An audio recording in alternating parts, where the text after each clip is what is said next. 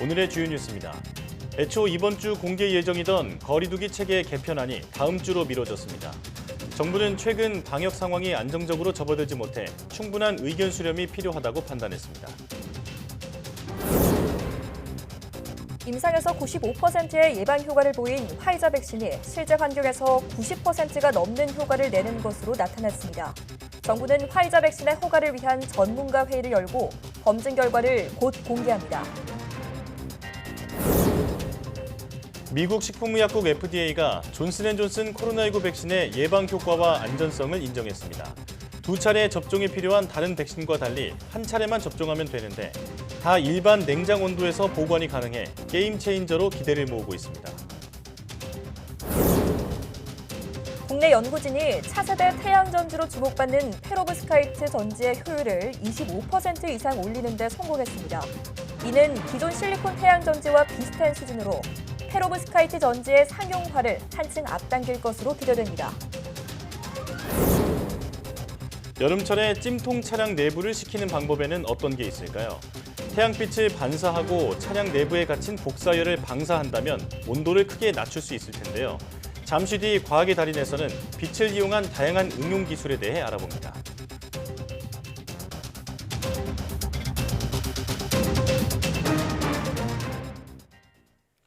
여러분 안녕하십니까? 사이언스 투데이 시작합니다. 코로나19 확산 추이가 아직 안정적이지 못해 기존 사회적 거리두기 체계 개편안은 다음 주에 공개하기로 했습니다. 중앙재난안전대책본부는 애초 이번 주 공개할 예정이던 거리두기 체계 개편 초안을 다음 주 정도로 미뤘다고 밝혔습니다. 최근 방역 상황이 빠르게 안정적으로 접어들지 못해 좀 더 시간을 가지고 충분히 의견 수렴을 한 뒤 개편 초안을 다듬겠다고 설명했습니다. 개편안은 5단계로 세분화한 현행 거리두기를 단순화하고 운영 제한보다는 책임을 강조하는 쪽으로 관련 단체와 협회, 지자체, 생활방역위원회 등과 논의하고 있습니다. 정부는 이와 함께 코로나19 백신 예방접종 시작을 앞두고 거리두기 긴장감이 느슨해지지 않도록 방역수칙 준수를 거듭 당부했습니다. 정세균 국무총리가 26일부터 본격적으로 시작되는 코로나19 백신 접종의 탄탄한 방역이 병행돼야 한다고 강조했습니다. 정 총리는 코로나19 중앙재난안전대책본부 회의에서 백신 접종을 시작한 마당에 4차 유행이 현실화되면 의료 대응 역량이 급속히 소진되고 더 큰 고통과 인내를 감수할 수도 있다며 이같이 말했습니다. 또 철저하게 과학과 사실에 근거해 백신을 바라봐달라며 접종에 적극적으로 참여해달라고 당부했습니다. 정 총리는 이와 함께 3.1절 불법 집회 강행 움직임에 대해 우려를 표하면서 현재 서울시 전역에서는 10인 이상 집회가 금지된 만큼 위법 행위 발생 시 법과 원칙에 따라 엄정 대응하라고 서울시와 경찰에 지시했습니다. 한국은행 금융통화위원회가 현재 연 0.5%인 기준금리를 유지하기로 결정했습니다. 지난해 7월과 8월, 10월과 11월, 그리고 올해 1월에 이어 6번째 동결입니다. 앞서 금통위는 지난해 코로나19 충격으로 경기 침체가 예상되자 지난해 3월 16일 기준금리를 1.25%에서 0.75%로 인하한 후 다시 5월 28일에 0.75%에서 0.5%로 인하했습니다. 한국은행은 또 올해 경제 성장률을 3%, 내년도 성장률을 2.5%로 올해 소비자 물가 상승률은 1.3%, 내년도 상승률은 1.4%로 각각 전망했습니다. 제롬 파월 미국 연방준비제도 의장은 미국의 경기 회복이 불안전하다면서 고용과 물가 상황을 보면서 당분간 현재의 제로금리 수준을 유지할 것이라고 밝혔습니다. 파월 의장은 현지 시각 23일 상원금융위원회 청문회에 출석해 코로나19와 관련해 최근 환자 수 감소와 백신 접종이 올해 말 좀 더 정상적인 상황으로 돌아가는 것에 대한 희망을 제공한다고 말했습니다. 하지만 경기 회복은 고르지 않고 완전한 것과 거리가 먼 상태로 남아있다며 앞으로 경로는 매우 불확실하다고 평가했습니다. 파월 의장은 특히 가계의 상품 소비와 달리 서비스 지출은 여전히 낮은 상태로 남아있다며 노동시장 개선 속도가 둔화했고 노동시장에서 많은 진전이 있었지만 수백만의 미국인이 여전히 실업 상태로 있다고 지적했습니다. 삼상 임상에서 95%의 예방률이 보고된 화이자의 코로나19 백신이 실제 임상시험에서도 90% 이상의 효과를 보였습니다. 현지 시간 24일 로이터와 AP 등 외신들은 이스라엘 벤구리온대와 클라릿 연구소, 미국 하버드대 연구팀이 이스라엘 주민 120여만 명을 상대로 진행한 실제 임상에서 화이자 백신의 효력이 94%로 나타났다고 보도했습니다. 코로나19 증상 여부의 경우 1차 접종 뒤 2, 3주 후의 예방 효과는 57%였고 2차 접종 뒤 일주일 이상이 지나 나타난 예방 효과는 94%였습니다. 확진 판정 여부를 기준으로 하면 1차 접종만 받은 경우 46%, 2차 접종을 마쳤을 땐 92%의 예방률을 보였습니다. 이번 결과는 지난해 12월부터 올해 1월까지 화이자 백신을 맞은 16세 이상 60여만 명과 같은 수의 미접종자 데이터를 비교해 분석해 나온 것입니다. 미국 식품의약국 FDA가 현지 시간 24일 존슨앤존슨 코로나19 백신의 예방 효과와 안전성을 인정했습니다. 네, 이에 따라 존슨앤존슨 백신은 빠르면 이번 주 내에 화이자, 모더나 백신에 이어서 세 번째로 FDA의 긴급 사용 승인을 받게 될 전망입니다. 박상남 기자가 보도합니다. 존슨앤존슨이 미국과 남아공에서 진행한 백신의 3상 임상시험 결과 미국에서는 72%, 남아공에서는 64%의 예방 효과를 보인 것으로 미 식품의약국 FDA가 분석했습니다. 전체적인 예방 효과는 66%였습니다. 94%가 넘는 예방 효과를 보인 화이자와 모더나 백신보다는 낮은 수치지만 이들 두 개사의 임상시험은 변이 바이러스가 퍼지기 전에 이뤄진 점을 고려해야 한다고 미 언론은 지적했습니다. 존슨앤존슨 백신은 특히 중증 예방 효과가 85%로 높은 수준을 보였습니다. 코로나19로 입원하거나 사망할 확률이 크게 떨어진다는 뜻입니다. I think what you want from this vaccine is you want it to keep you out of the hospital, out of the intensive care unit, and to keep you from dying. And certainly all the vaccines, the Pfizer vaccine, the Moderna vaccine, and the Johnson & Johnson vaccine appear to do exactly that. 또 화이자나 모더나보다 확연히 경미한 부작용을 보였고 심각한 알레르기 반응은 한 건도 보고되지 않았다고 FDA는 밝혔습니다. 특히 다른 백신들과 달리 한 번만 맞으면 되는 데다 일반 냉장 온도에서 최소 3개월까지 보관할 수 있다는 점이 큰 강점으로 꼽혔습니다. FDA가 긍정적인 분석 결과를 내놓음에 따라 존슨앤존슨 백신은 오는 26일로 예정된 FDA 자문기구 회의를 거쳐 빠르면 27일 긴급 사용 승인을 받을 것으로 예상됩니다. YTN 박상남입니다. 전 세계에서 가장 빠른 속도로 코로나19 백신 접종이 이루어지고 있는 이스라엘이 오는 4월을 완전한 일상복귀 목표 시점으로 제시했습니다. 베냐민 네타냐후 이스라엘 총리는 현지 시간 24일 기자회견에서 3월 말까지 16세 이상 모든 성인의 백신 접종을 마치고 4월까지 완전한 개방을 희망한다고 밝혔습니다. 네타냐후 총리는 이제 백신을 한 번도 맞지 않은 사람이 100만여 명 남았다며 전 세계인이 백신을 기다리는 지금 이스라엘은 백신이 사람들을 기다리고 있다며 적극적인 접종 참여를 독려했습니다. 이스라엘은 지금까지 전체 인구의 약 49%에 달하는 453만 명이 1차 접종을 마쳤고 34%에 달하는 314만 명은 2회 접종을 마쳤습니다. 영국이 국민보건서비스 NHS 앱으로 술집이나 극장에 갈 때 코로나19 음성이나 백신 접종 여부를 확인하는 방안을 추진합니다. 영국 정부는 업체들이 NHS 앱으로 직원이나 고객의 감염 위험을 파악할 수 있게 허용하는 것을 검토 중이라고 더타임스 등이 현지 시간 24일 보도했습니다. 정부는 마이클 고브 국무조정실장 주도로 현재 NHS 앱을 개선해 증빙용으로 사용하는 방안을 검토하고 있습니다. 백신 여권은 백신 접종을 강제하며 백신을 맞을 수 없는 경우에 차별 요인이 된다는 점 등에서 논란이 있으며 이와 관련해 영국 정부 입장도 오락가락해왔습니다. 보리스 존슨 총리는 펍이나 극장에 갈 때 뭔가 보여주도록 강제하거나 금지하는 것과 관련해 윤리적 이슈들을 탐구해봐야 한다고 말했습니다. 유럽의약품청 EMA는 현지 시간 24일 한국바이오 의약품 제조업체 셀트리온의 코로나19 항체 치료제 레키로나주에 대한 동반 심사를 시작했다고 밝혔습니다. 동반 심사는 코로나19의 세계적 유행과 같은 공중보건 비상 상황에서 유망한 임상시험용 의약품이나 백신에 대한 평가를 빠르게 진행하기 위한 절차입니다.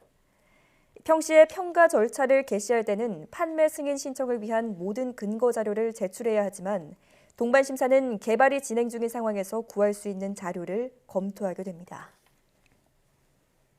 일본 정부가 전국 10개 지역에 발령한 코로나19 긴급 사태를 모두 해제해도 당분간 입국 규제를 이어갈 것으로 보입니다. 아사히 신문은 일본 정부가 다음 달 7일까지인 긴급 사태 해제 이후에도 입국 규제 완화는 당분간 유지한 채 추후 완화 시기를 결정하는 것을 검토 중이라고 보도했습니다. 이에 따라 지난 1월 13일 긴급사태 발령으로 중단된 한국과 중국에 대한 비즈니스 트랙을 포함해 각종 입국 규제 조치가 3월에도 이어질 전망입니다. 일본 정부는 그러나 인도적 사유 등 특별한 사정이 인정되는 경우 입국 허용수를 늘릴 방침인 것으로 알려졌습니다. 이 신문은 입국 규제 완화가 늦어질 경우 오는 7월 도쿄올림픽의 해외 관중을 받아들이는 문제에도 영향을 미치게 된다고 지적하면서 일본 내 강한 반대 여론 때문에 조기에 풀기 어려울 것이라는 관측이 나오고 있다고 설명했습니다.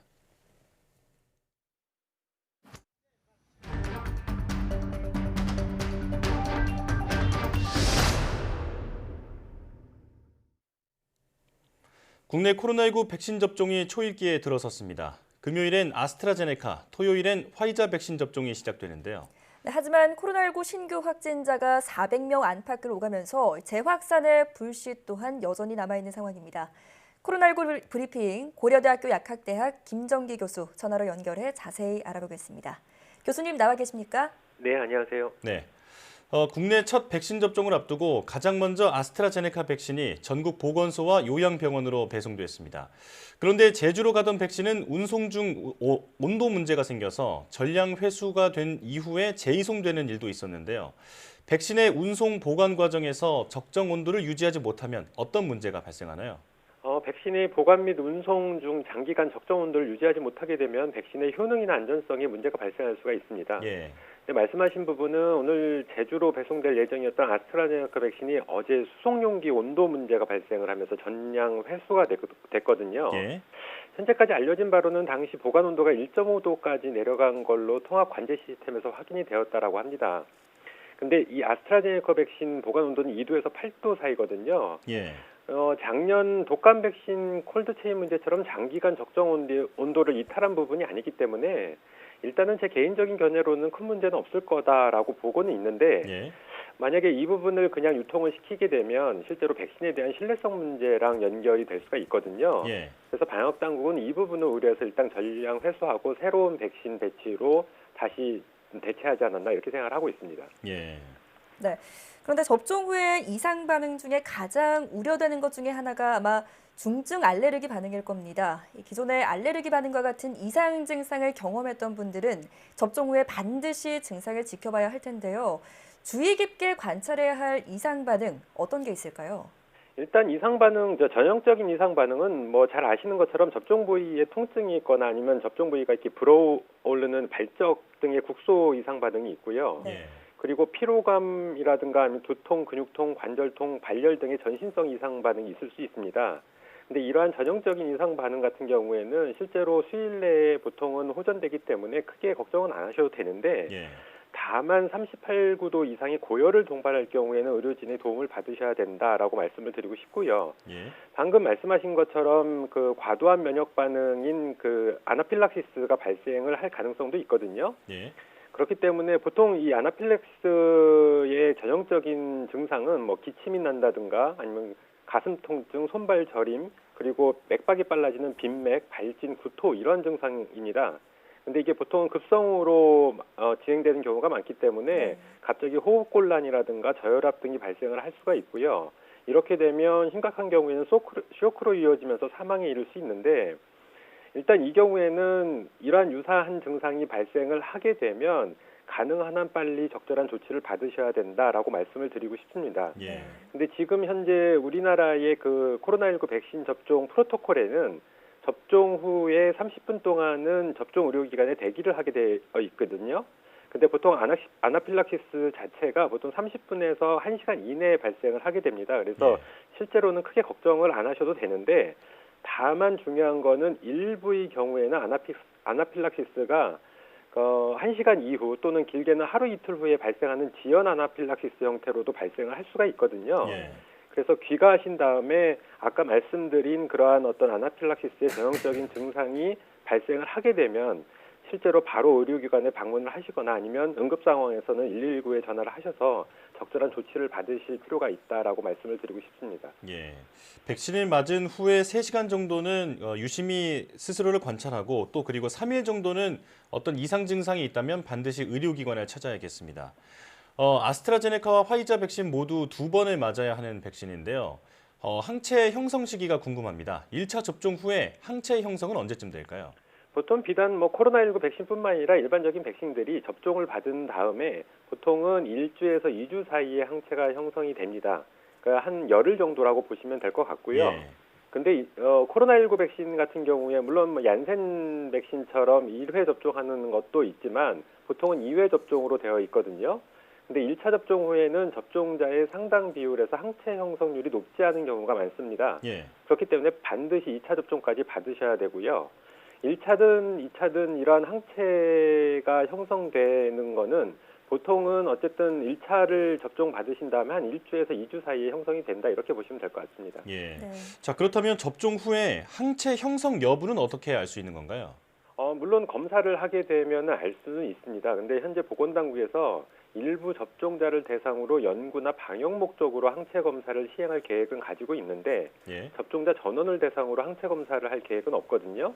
그래서 현재로서는 항체 형성 여부를 아실 수 있는 방법은 없다 이렇게 보시면 될 것 같습니다. 네. 예. 근데 백신 접종을 한다 해도 코로나19 감염 가능성이 여전히 있는 만큼 개인 방역을 지키는 것이 무엇보다 중요한데요.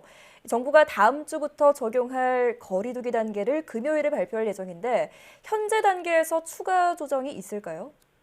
최근 신규 확진자 경향성이 300명에서 600명 사이로 오르락내리락하고 있기 때문에 네. 이 정도 규모면 상황에 따라 확진자 규모가 크게 증가할 수 있는 위험도가 상당히 높은 편이다라고 보시면 될 것 같습니다. 예. 그렇기 때문에 말씀하신 거리두기 단계 조정에서 추가적인 하향 조정은 좀 어렵지 않을까 이렇게 생각을 하고 있고요. 예. 현 상황에 이러한 하향 조정을 이렇다 할 근거가 별로 없습니다. 그래서 제 예상에서는 지금의 단계를 유지하지 않을까라고 예측을 좀 하고 있고요. 예. 더불어서 5인 이상 사적 모임 금지 조치도 추가적으로 연장될 가능성이 높지 않느냐라고 생각을 하고 있는데 만일 거리두기 단계를 하향 조정을 하게 된다라고 하면 제 개인적으로는 좀 섣부른 아니면 적절치 않은 방역 조치다라고 생각을 하고 있습니다. 네. 예. 이들을 유지할 가능성이 높다고 보시고 또 유지해야 한다 이렇게 말씀을 해주셨습니다. 자, 다음 주면 개학입니다. 교육부는 작년과 달리 올해 개학 연기도 없고 또 등교 수업도 확대하겠다고 밝혔는데요. 아직 3차 대유행이 완전히 사그라지지 않은 상황인데 개학과 등교 수업을 이대로 진행해도 될까요? 앞서 말씀드린 것처럼 현 상황이 여전히 위험도가 높은 상황이거든요. 그렇다라고 해서 개학을 연기할 정도의 상황은 아니다라고 생각을 하고 있습니다. 예. 그렇기 때문에 일단 개학은 진행하는 게 맞다라고 보고 있고요. 교육부 방침에서는 초등학교 1, 2학년들은 매일 등교하고 나머지 학년들은 제한적인 등교 수업을 하는 걸로 현재 방침이 정해져 있거든요. 네.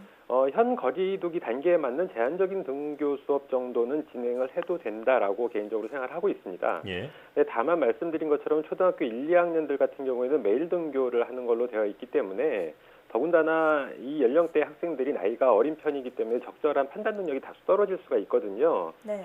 그래서 학교에서는 만일 매일 등교를 하게 되면 초등학교 1, 2학년 학생들의 경우에 학생들이 개인 방역 수칙 준수라든가 아니면 학생들에 대한 어떤 각별한 모니터링이 필요할 거다라고 생각을 하고 있고 예.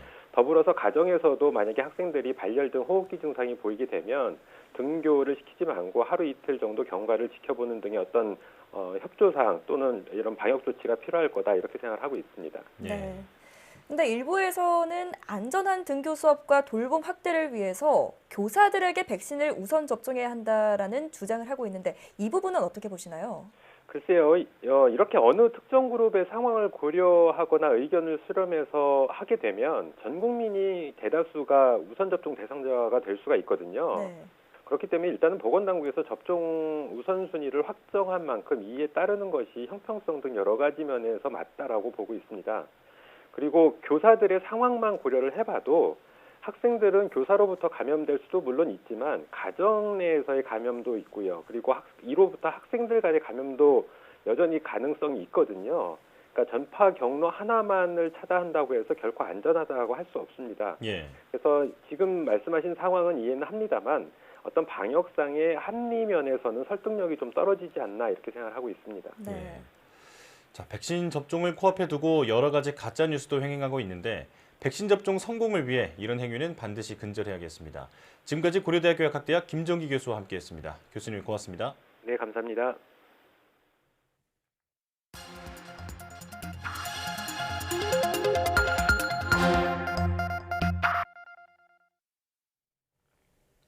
다양한 분야의 과학 이슈를 과학 기자의 시각으로 집중 분석하는 사이언스 취재파의 시간입니다. 네, 스튜디오에 최소라 기자 나와 있습니다. 어서 오세요. 안녕하세요. 네, 오늘 어떤 소식 알아볼까요? 네, 코로나19 백신 국내 접종이 시작될 날이 이제 하루도 채 남지 않았습니다. 네. 26일 오전 9시 전국 17개 시도에서 동시에 시작되는데요. 이렇게 코로나19 백신 국내 접종에 이르기까지 과정은 순탄하지가 않았죠. 어떤 과정을 거쳐서 이룬 성과인지 그리고 앞으로 일상생활을 되찾기까지 어떤 과제가 남았는지 알아보겠습니다. 예. 보통 백신 개발하면 5년에서 10년 이렇게 얘기를 했는데 코로나19 백신은 인류 역사상 가장 신속하게 개발된 백신입니다. 자, 하지만 개발 단계에서 우여곡절도 굉장히 많았는데 간단하게 짚어주시죠. 네, 그렇습니다. 코로나 백신은 정말 역대 가장 빠르게 개발된 백신입니다. 지난해 11월 중순에 첫 백신 화이자 백신이 나왔습니다.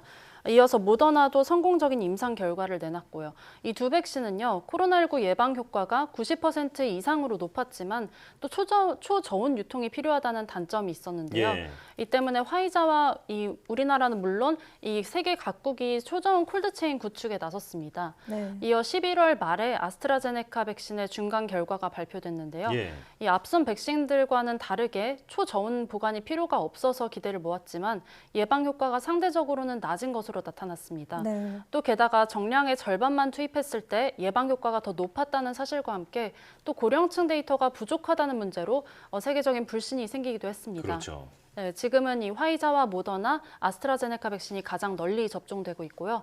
또 앞서 중국과 러시아에서는 일찌감치 백신을 내놓은 바 있지만 임상 3상이 끝나기 전에 승인됐다는 점에서 초반에 국제사회 신뢰가 낮았었는데요. 점차 논문이 나오면서 현재는 중국 백신과 러시아 백신을 접종하는 국가들도 꽤 있습니다. 예. 이 밖에 인도에서 백신을 개발해서 또 인도 국민에게 접종하고 있고요.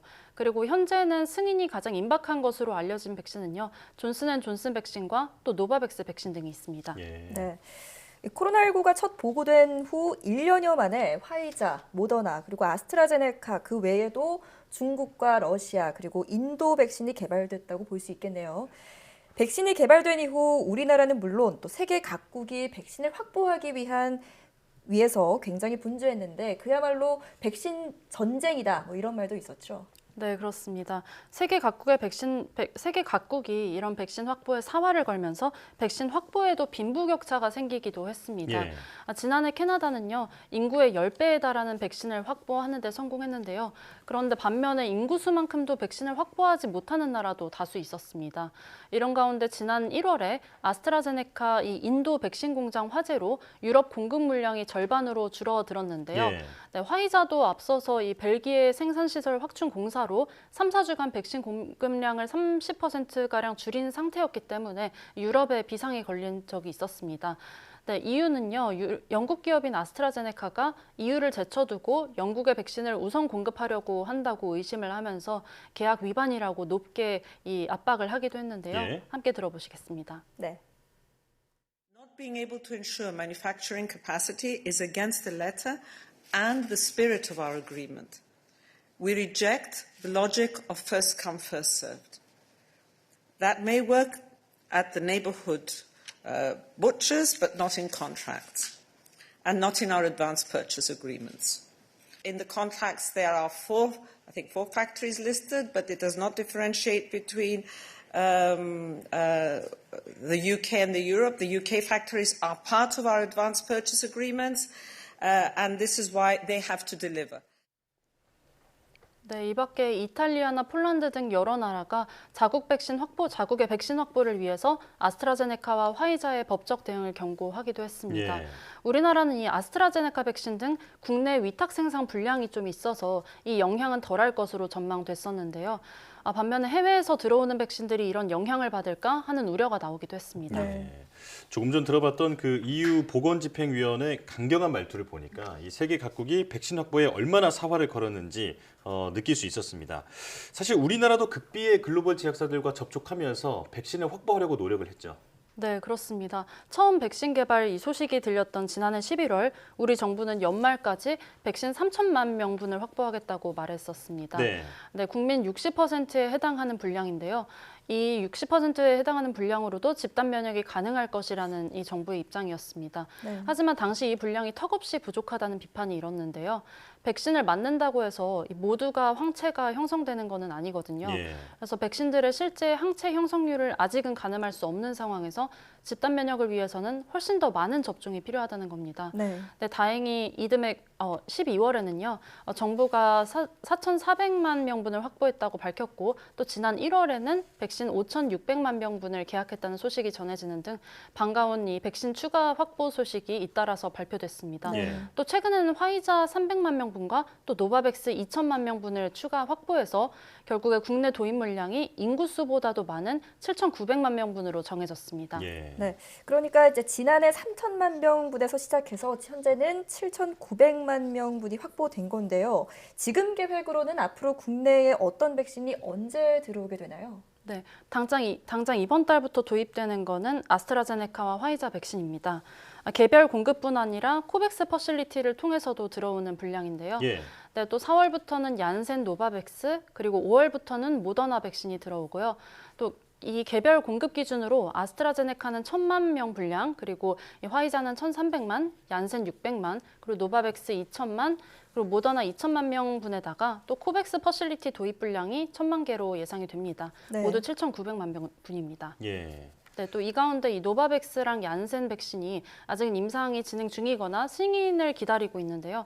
정부는 앞으로 신속한 승인을 통해서 제때 공급될 수 있도록 하겠다는 계획입니다. 네.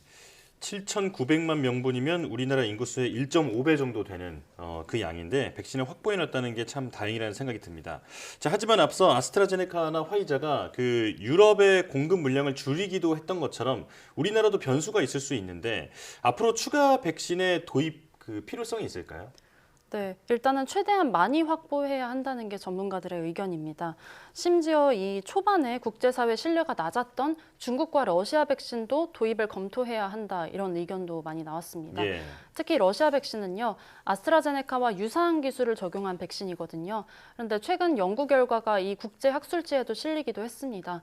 그래서 러시아 백신은 지금도 이 국내 업체가 위탁 생산해서 수출하고 있거든요. 네. 때문에 국내 도입할 때는 이 수급이 더 안정화할 것으로 기대하는 의견도 있습니다. 예. 전문가에게 직접 들어보시겠습니다.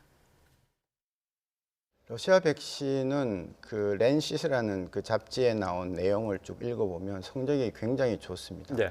좀 지나치게 좋다는 느낌이 듭니다. 왜냐하면 이것도 같은 벡터를 이용했는데요. 네. 바이러스 아스트라제네카, 얀센 다 똑같은 건데 성적이 단연 압권입니다. 물론 그 그래요? 이후에는 아데노바이러스를 2개를 다른 종류를 써가지고 네. 했다는 그 하나의 백그라운드가 있긴 합니다만은 그래서 저는 이제 그것도 역시 중간 발표입니다. 제대로 된 발표가 나는 순간 아니면은 지금이라도 러시아 백신 도입에 대해서는 좀 적극적인 검토가 필요하다 그렇게 봅니다. 네, 방역 당국은 러시아 스푸트니크 V 백신을 도입하는 것도 검토하겠다는 입장을 밝힌 상태입니다. 해외 상황에 따라서 수급에 변수가 생길 우려도 있고요. 또 앞으로 변이 바이러스가 계속 나타날 수가 있기 때문에 앞으로도 계속해서 백신을 추가 도입해야 한다는 의견이 우세합니다. 예. 네. 네, 우여곡절 끝에 백신 접종이 내일부터 본격적으로 시작됩니다. 꼼꼼하고 투명한 접종 계획에 따라 차질 없이 진행되기 바랍니다. 지금까지 최소라 기자와 함께했습니다. 오늘 말씀 고맙습니다.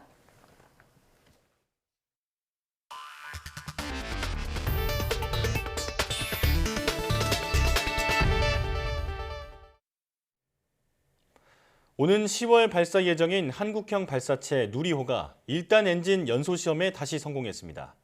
발사의 핵심인 엔진 연소 시험에 연이어 성공하면서 10월 발사에도 탄력이 붙게 됐습니다. 이혜리 기자의 보도입니다. 누리호 하단부에 자리하는 1단 엔진이 화염과 굉음을 내뿜습니다. 10부연 수증기 구름이 순식간에 발사장 전체를 뒤덮습니다. 누리호를 대기권 밖으로 쏘아 올릴 1단 로켓의 엔진이 100초 동안 성공적으로 타올랐습니다.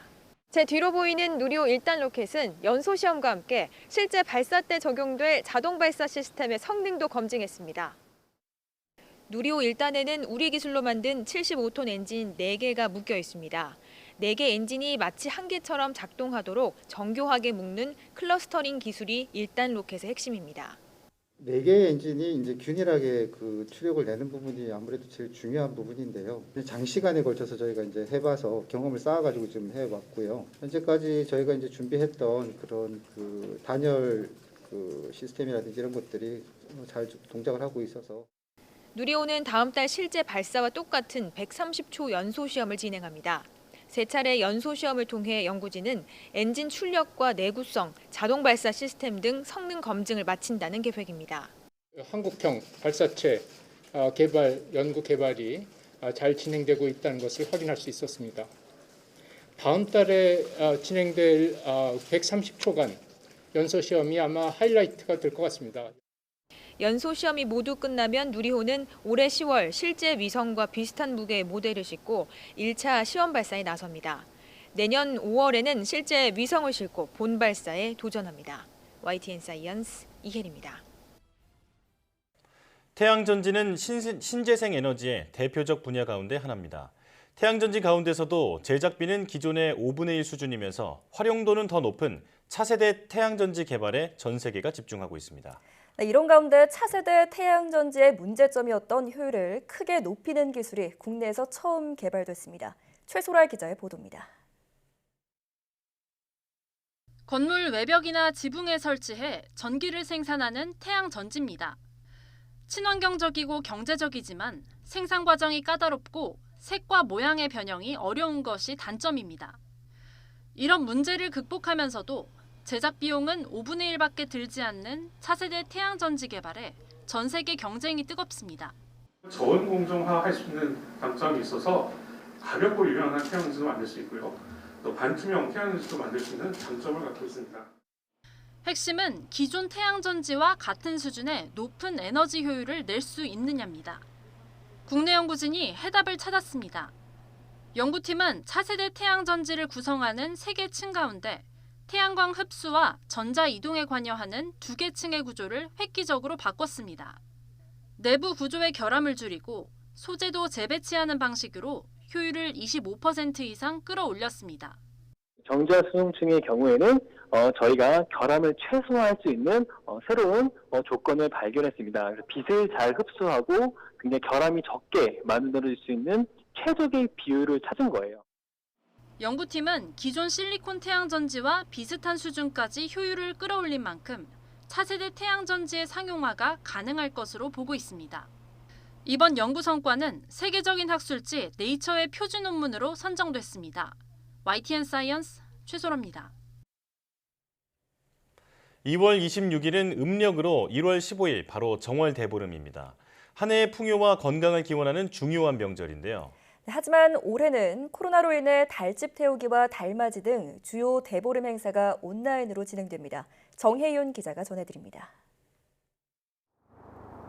1년 중 첫 번째 보름달은 다른 보름달과 달리 대보름달로 불립니다. 슈퍼문처럼 크기가 커서가 아니라 그만큼 중요한 명절로 여겼기 때문입니다. 정월 대보름이 한 해의 풍요와 건강을 결정한다고 여겼고 액을 막고 복을 기원하는 행사를 열었습니다.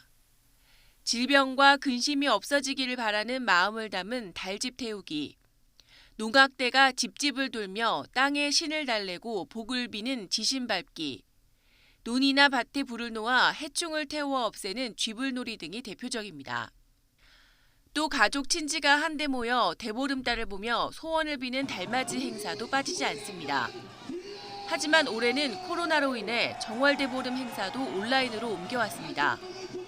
문화재청과 국립민속박물관, 서울 북촌문화센터 등에서는 달맞이와 대보름맞이 세시 행사를 온라인으로 생중계합니다. 또 YTN의 공식 유튜브 채널에서는 대보름달이 떠오르는 모습과 함께 인간의 달 탐사, 달에 얽힌 풍속 등을 설명할 예정입니다. 올해 정월 대보름달은 서울을 기준으로 금요일 오후 5시 5분에 떠오릅니다. 하지만 이때는 완벽히 둥근 달이 아닌 약간 덜 찬 보름달이 떠오를 것으로 보입니다. 달의 공전 궤도가 타원이기 때문에 sak에서 망이 될 때까지의 시간은 항상 일정하지 않습니다. 이번 정월 대보름처럼 달이 지구에서 먼 원지점을 돌아왔을 때는 보름날인 음력 15일에 덜 찬 보름달이 뜨고 정월 대보름달보다 더 둥근 달은 대보름 다음 날인 토요일 오후 6시 16분부터 볼 수 있습니다. YTN 정혜윤입니다. 네, 질식 우려가 있는 장난감이나 이물질이 섞여 있는 과자 등 해외에서 리콜된 제품 153가지가 국내에서 버젓이 유통되고 있는 것으로 드러났습니다. 소비자원이 지난해 한 해 동안 해외에서 리콜된 제품의 국내 유통 여부를 관찰한 결과 153개 제품이 확인됐습니다. 품목별로 보면 음식료품이 35개로 가장 많았고 아동 유아용품이 34개, 화장품이 20개였습니다. 소비자원은 해외 제품 구매 시 리콜된 제품이 아닌지 반드시 살피라며 소비자 위해 감시 시스템과 열린 소비자 포털 행복드림에서 관련 정보를 확인하라고 당부했습니다. 호주에서 세계 최초로 구글과 페이스북 등 거대 디지털 플랫폼에 뉴스 사용료를 매기는 제정 법안이 통과됐습니다. 로이터 통신 등 외신에 따르면 현지 시간 25일 미디어와 디지털 플랫폼 의무 협상 규정이 하원에 이어 상원에서도 가결됐습니다. 디지털 플랫폼과 뉴스 제공자가 사용료 협상을 벌이도록 촉진하고 협상에 실패하면 구속력이 있는 조정 절차를 밟도록 하는 것인데 사실상 디지털 플랫폼이 뉴스 사용료를 내도록 강제하는 내용입니다. 앞서 구글은 법이 시행되면 호주에서 검색 서비스 제공을 중단하겠다고 위협했고 페이스북은 이달 중순 뉴스 서비스를 아예 중단하기도 했습니다. 호주 정부는 법 시행 1년간은 검토 기간을 거칠 예정이라고 밝혔습니다.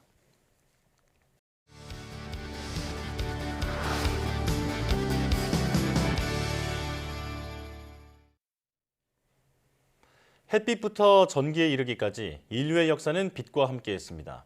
과학자들은 수많은 실험을 통해 빛을 연구했고 과학기술의 발전에도 큰 역할을 했는데요.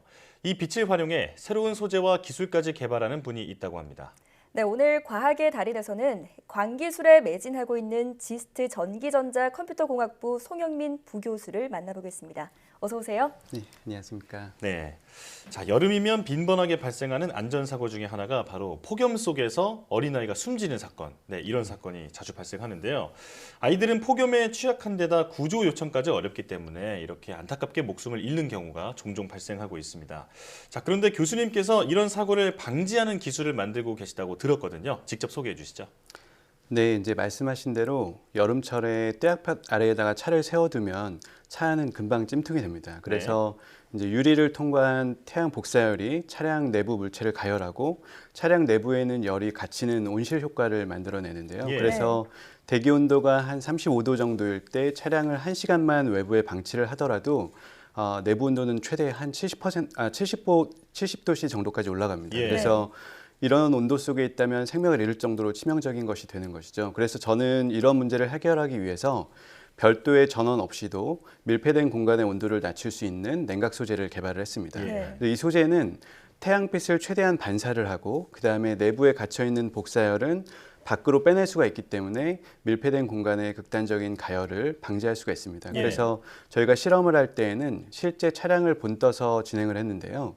차량처럼 창문을 만들고 창문을 통해서 들어오는 태양광이 내부의 가죽 수제를 가열해서 복사열이 밀폐된 공간에 가두게 만들었습니다. 그리고 차량 지붕 속에 지붕 쪽에다가 저희가 개발한 냉각 소재를 부착을 하게 되면 기존 냉각 소재보다 약 한 4도 정도 내부 온도를 낮출 수 있습니다. 이것을 이제 자동차 소비 전력으로 환산을 하면 약 한 10% 절감할 수 있는 수준이 되겠습니다. 그렇군요. 네. 근데 새로운 냉각 소재를 개발하셨다고 말씀하셨는데 말씀을 들어보니까 기존에도 알루미늄 패널 같은 이 냉각 소재가 있었잖아요. 이 방법과는 어떤 차이가 있는 건가요? 네, 기존에도 사실 많은 건 아닌데요. 그 중에서 이제 알루미늄을 이용해 가지고 만든 냉각 소재들이 있었고요. 그런데 이 냉각 소재는 아무래도 윗면에서만 복사를 이용하기 때문에 내부에 갇혀 있는 열을 활용하기는 어렵습니다. 그래서 저희는 저희는 이제 소재의 윗면과 아랫면에 각기 다른 복사 특성을 갖도록 하는 소재를 개발을 했고요. 네. 양면이 다른 특징을 가지고 있기 때문에 저희가 이 소재에다가 야누스 냉각기라는 이름을 붙이게 되었습니다. 네. 야누스라고 하면 로마 신화에 나오는 그 두 얼굴의 신이잖아요. 네, 적절한 이름이다 이런 생각이 드는데 자, 어떤 소재로 만들었기에 이렇게 전원 장치가 없이도 차량 내부에 갇혀 있는 열을 방출할 수 있는 건가요?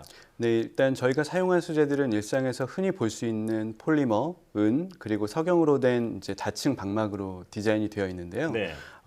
은을 기준으로 해서 윗면과 아래면에서 서로 다른 복사 특성이 나오기 때문에 이것을 이제 야누스라고 명칭을 했습니다. 그래서 네. 먼저 밑에 밀폐되어 있는 데에서 방출되는 복사열은 석영이 이제 흡수를 하게 되고 그 위에 있는 폴리머 구조체가 열이 이제 주변 공기를 데우는 데 쓰이지 않고 전자기파 형태로 방출되도록 해서 밀폐 공간에 있는 온도를 낮추게 되어 있습니다. 예. 네. 그래서 그동안에는 이제 전력을 쓰지 않고 대기 온도보다 낮아지는 기술이 없었기 때문에 이 기술이 상당히 신기하기도 하고 아주 혁신적인 기술이라고 생각이 됩니다. 예. 네. 그러니까 이제 석영이 열을 흡수하면 플리머가 그 열을 바깥으로 방출해서 차량의 내부 온도를 낮추는 원리라는 말씀이신 거죠. 말씀하신 것처럼 이렇게 각 구조체가 맡은 임무가 확실한 것 같은데 이렇게 최적의 냉각 소재를 찾기까지 많은 시행착오가 있으셨을 것 같아요. 어떠신가요? 네, 이런 수동 복사 냉각이라는 기술 자체가 2014년도에 처음 보고가 됐는데 국내에서는 사실 복사 냉각이라는 새로운 현상을 구현하려고 하는 전문가가 거의 없었습니다. 예. 그래서 설계부터 제작, 측정까지 사소한 것 하나도 쉽게 해결할 수가 없었는데요. 하지만 연구를 수년 동안 하면서 하나하나 노하우가 쌓이고 해결이 되기 시작했고요. 네. 또 주변에 이제 비슷한 분야에 관심을 갖는 분들이 생기면서 서로 노하우를 공유하면서 일이 더욱 수월하게 진행이 되었습니다. 예, 네. 그야말로 복사 냉각 기술의 개척자이시네요. 네. 자, 야누스 냉각 소재 소개해 주신 내용을 들었을 때 상용화만 된다면 에너지 절감에도 큰 효과가 있을 것 같은데요. 자, 언제쯤 상용화가 가능한지 그리고 또 상용화가 이루어진다면 일상 속에서 어떻게 활용될 수 있을지 말씀해 주시죠. 네, 일단 상용화가 되려면 가격 경쟁력이 있어야 하고요. 예. 그다음에 대량 생산이 가능해야 됩니다. 그래서 네. 이를 위해서는 학교에서만 해서는 좀 어렵고요. 아무래도 기업에서 관심을 가져야 하는데 실제로 최근에 이제 몇몇 기업들이 관심을 가지고 개발을 하려고 하고 있습니다. 예. 네. 해외에서는 이런 복사 냉각 소재가 건물의 옥상에 설치되어서 전력 사용을 매우 크게 절감했다는 보고가 있고요. 네. 그다음 그래서 이제 이동하는 냉동 탑차라든지 아니면 건물 외벽 같은 데도 사용될 수 있을 거라고 기대를 하고 있습니다. 예. 네. 말씀하신 것처럼 쾌적한 실내 온도를 유지하는 것은 물론 또 냉방 에너지 절약에도 효과적일 것 같은데요. 별도의 전원이 필요 없다라는 이런 장점을 활용해서 만든 기술이 하나 더 있다고 들었습니다. 어떤 건가요?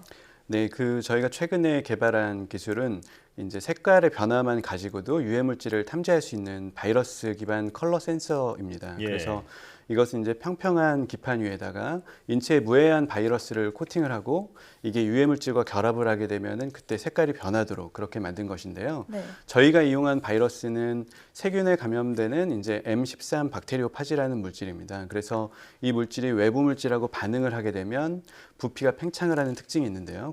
그래서 거기에다가 저희가 부피가 팽창하면 그에 따라서 우리 눈에 색이 바뀌도록 그렇게 디자인을 했습니다. 예. 그래서 이것은 특징이 이제 적은 농도로도 유해 물질을 쉽게 탐지할 수가 있고 그다음에 네. 매우 빠르게 탐지를 할 수가 있습니다. 예를 들어서 습도를 감지할 수 있다면 이제 습도가 20% 정도일 때에는 노란색으로 보이다가 예. 이제 50% 정도로 올라가게 되면 센서에 있는 패턴이 드러나게끔 해가지고 네. 우리 눈에 명확하게 구분이 갈 수 있게끔 그렇게 만들었습니다. 예. 이런 것을 이제 통상 구조색이라고 해서 이제 구조색을 발현하게 된 것인데요. 이제 바이러스 표면에 이제 유전자 개질을 하게 되면 습도뿐만이 아니라 여러 가지 유해 물질들을 선택적으로 감지를 할 수 있습니다. 예를 들어서 벤젠이나 아세톤처럼 유독한 휘발성 유기 화합물이나 아니면 내분기계를 교란하는 물질인 플라스틱 환경 호르몬에도 반응하도록 성공을 하였습니다. 그렇군요. 그야말로 전력이 필요 없는 유해물질 리트머스질을 만드신 거군요. 네.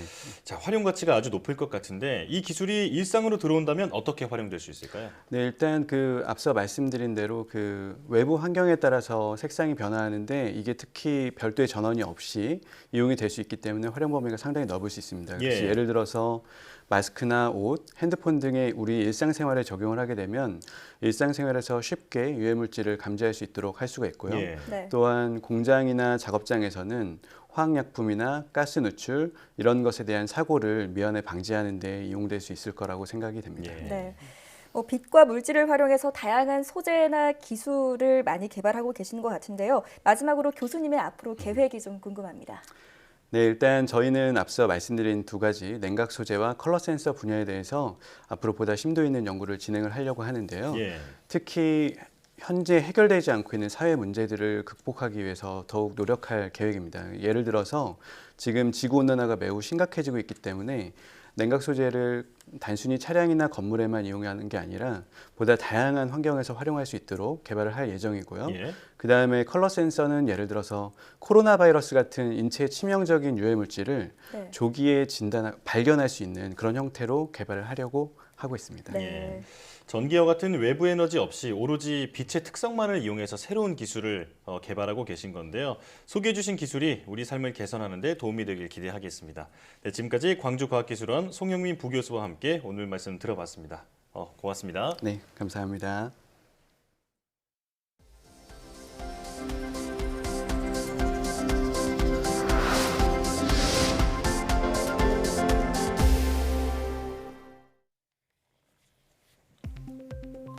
허리 디스크 환자가 수술할 경우 초기 한 달은 통증이 크게 호전되지만 장기적으로는 수술하지 않은 치료와 큰 차이가 없는 것으로 나타났습니다. 서울대병원 정천기 교수팀이 허리 디스크로 알려진 추간판 탈출증 환자 128명을 2년 동안 추적 관찰한 결과 이같이 나타났다고 밝혔습니다. 관찰 결과 허리 수술 환자는 한 달 내에 빠르게 통증이 나아졌지만 2년 동안 추적 관찰하면 비수술적 치료에도 증상은 점진적으로 호전된 것으로 나타났습니다.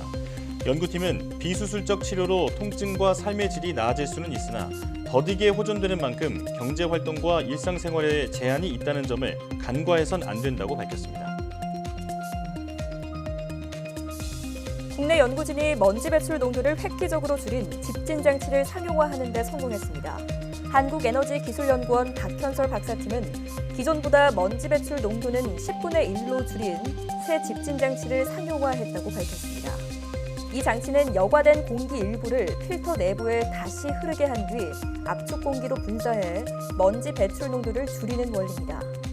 또 필터에 쌓인 먼지를 주기적으로 털어내 필터 재생 효율을 높여 설치 면적도 절반으로 줄였습니다. 연구팀은 집진 장치를 포스코 광양 제철소에 설치해 실증 운전도 마쳤다고 설명했습니다.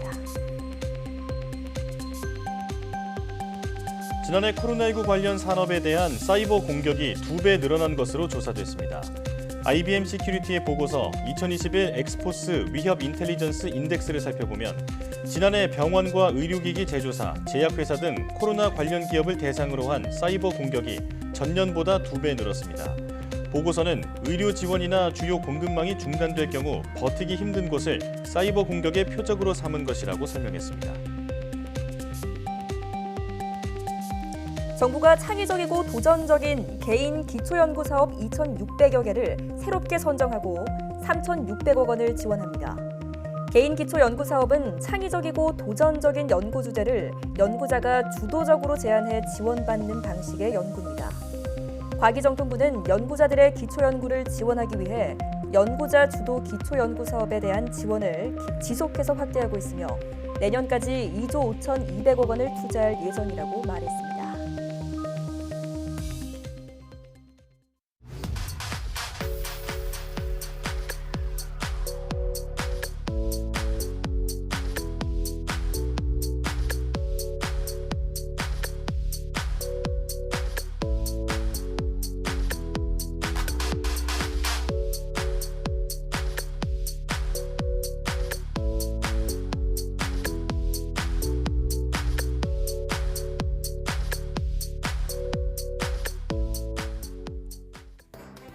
국내 코로나19 백신 접종이 시작됩니다. 코로나와의 긴 싸움을 끝낼 수 있을 거라는 기대가 큰데요. 하지만 방역 긴장감이 느슨해져서는 안 됩니다. 백신 접종 완료까지는 시간이 걸리고 변이 바이러스 등 변수가 언제든지 발생할 수 있기 때문입니다. 끝까지 방심하지 말고 방역 수칙을 잘 지켜야겠습니다. 사이언스 투데이 마칩니다. 함께해 주신 여러분 고맙습니다.